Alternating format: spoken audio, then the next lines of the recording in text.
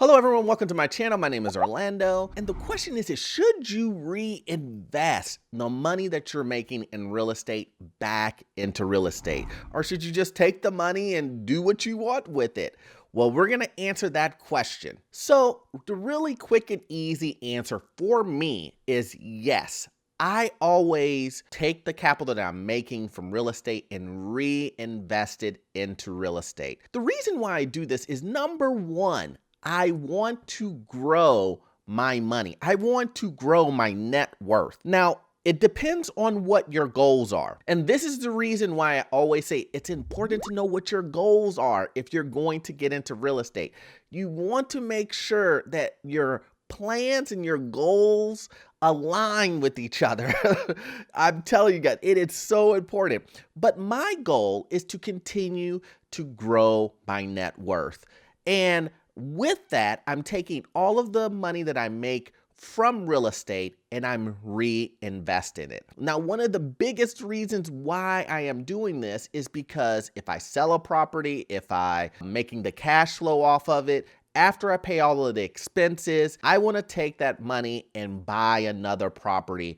I want to avoid any taxes that are involved. Now, with the cash flow, you can't avoid taxes with the cash flow, but you can avoid the taxes with the sale of a property. And that is really where the big chunk of your money is going to come from, that appreciation if you buy right. So I want to avoid all of those things by using certain tax strategies to avoid those taxes like capital gains and all those other taxes associated with that. So I want to avoid all of that. So you have to really look at what do you want to do. Do you want to, say, grow your net worth, grow your net worth so you're able to buy more property? Do you want to save that money to purchase another property from the cash flow? If you don't want to do those things and you just want to, let's say, buy a Lamborghini with it, then that's a different strategy.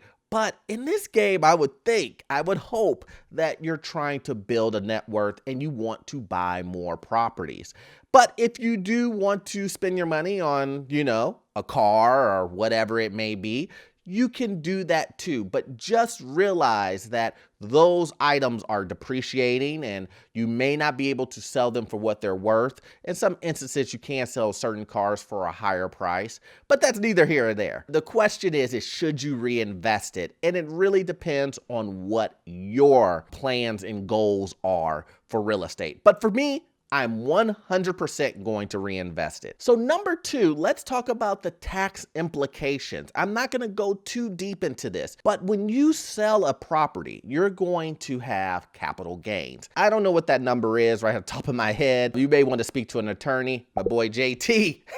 Speak to JT about what that actual rate is. But whatever that rate is, you are going to get hit over the head with a capital gains tax. Now, I don't know about you, but if you've gained $150,000 off of the sale of a property, you want to save as much as you possibly can, especially if you have done depreciation throughout the years that you've owned the property. So what's going to happen at the sale of that property is you're going to have to pay back depreciation recapture at the sale of that property. Basically, what that means is that you will have to pay a tax on the depreciation, that invisible write-off that you're doing on real estate. You will have to pay that back. You will have to pay a tax on that.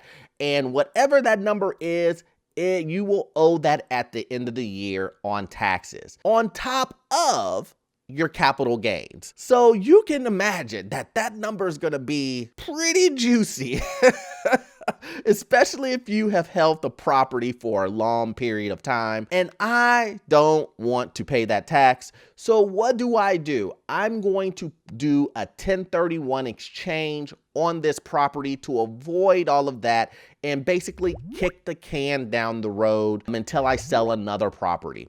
So that's what I'm going to do. I'm going to do a 1031. What does that do? That is money. That is money, guys. And this is the reason why this is so powerful. It is money that you do not have to pay the government. You do not have to pay those taxes at that moment. And you get to take that money and reinvest it into another property. Now you get to snowball all of that money using leverage to make more money. Now, I don't need to really break all of that down into, charts and all that other stuff, but you guys get what I'm saying. You get the drift. The drift is that you're taking all of that tax responsibility that you're going to have to pay, and you get to wrap that in a nice box bow and put it into another property and get to use all of that money to make more money. It's the lottery, guys. It's the lottery. It's the more you know. It's the more you know. Why wouldn't you take this benefit and maximize it?